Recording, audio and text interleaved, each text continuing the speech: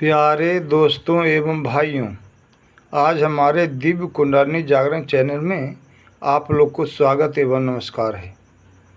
आज हम आप लोग को ये बोध कराएंगे कि मन काला तो संसार काला, मन काला तो संसार काला। इससे संबंधित आप लोग को बोध कराने जा रहे हैं। मन काला तो संसार काला, ऐसा क्यों? कहने का भाव यह है कि मन पर निर्भर करता है कि हम मन को कैसा रखें, मन से किस दृष्टि से सारा संसार को देखें। इससे संबंधित हम आप लोग के बीच बोध कराने जा रहे हैं।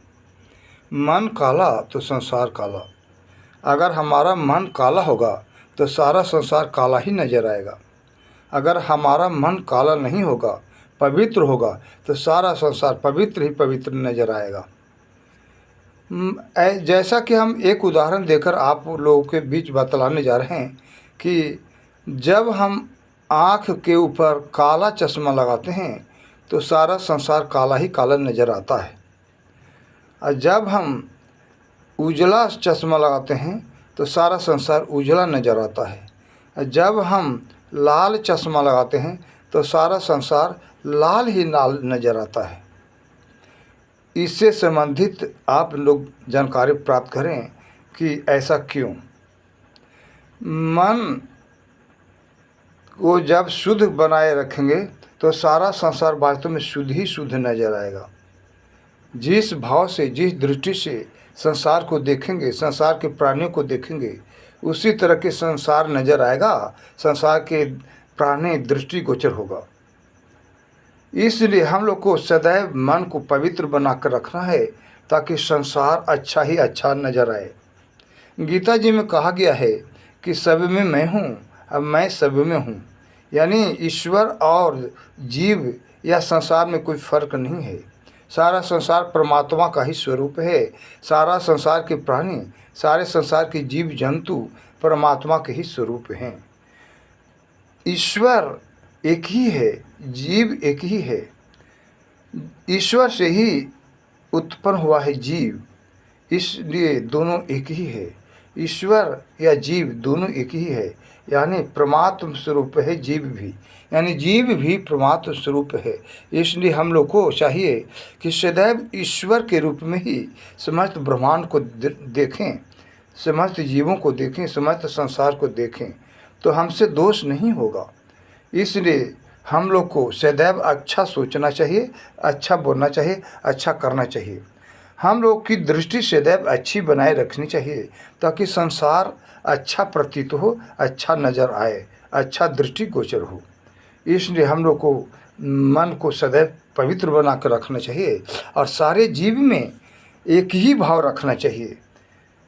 इसलिए कि सारा संसार परमात्मा का ही स्वरूप है, सारे के सारे जीव ईश्वर के ही अंश हैं। तो हम दो दृष्टि क्यों रखें? और जो इस तरह की दृष्टि नहीं रखता, सदैव इस तरह की दृष्टि रखता है कि परमात्मा ही सारा संसार है, तो सदैव अच्छा ही अच्छा नजर आएगा और हम सदैव उनके साथ अच्छा व्यवहार ही करेंगे। यानी सारा संसार के साथ भी अच्छा ही व्यवहार करेंगे, बुरा तो बिल्कुल करेंगे ही नहीं। इसलिए कि जब हम परमात्मा को पूजते हैं, परमात्मा को आदर नमस्कार करते हैं, उनको अच्छी दृष्टि से देखते हैं, तो संसार को हम बुरी दृष्टि से क्यों देखेंगे? इसलिए बुरी दृष्टि से नहीं देखेंगे कि सारा संसार तो परमात्मा का ही है, सारा संसार का रूप परमात्मा का ही है, सारा संसार के रूप में परमात्मा स्वयं ही हैं। तो फिर हम बुरी दृष्टि से संसार को क्यों देखें? इसलिए मन को सदैव पवित्र बना कर रखना चाहिए ताकि हम पवित्र भावना से सारा संसार को, सारे संसार के जीवों को, सारे संसार के प्राणियों को देख सकें। इससे बहुत अच्छा होगा, बुरा कभी नहीं होगा। ऐसी भावना रखने से संसार के प्रति हम बुरा कभी नहीं कर सकेंगे। सदैव अच्छा करेंगे, अच्छा सोचेंगे, अच्छा बोलेंगे। इस तरह से हम लोग सदैव अच्छा ही अच्छा बने रहेंगे ताकि हम लोग आपस में बैर भाव न रखें, आपस में प्रेम रखें। इस तरह से हम लोग सदैव पवित्र बने रहेंगे, आपस में प्रेममय जीवन जिएंगे, सुखमय जीवन जिएंगे। इसलिए हम लोग को कभी भी मन पर बुरी दृष्टि बनाए नहीं रखनी चाहिए, क्योंकि जब मन में बुरी दृष्टि उत्पन्न होती है तो सारा संसार के प्रति हम बुरा भाव रखते हैं, बुरा विचार रखते हैं, बुरी दृष्टि रखते हैं। इसलिए सदैव मन पर अच्छा प्रभाव रखिए, मन में अच्छा प्रभाव रखिए, मन में बुरा भाव न रखिए, ताकि सारा संसार अच्छा ही अच्छा नज़र आए।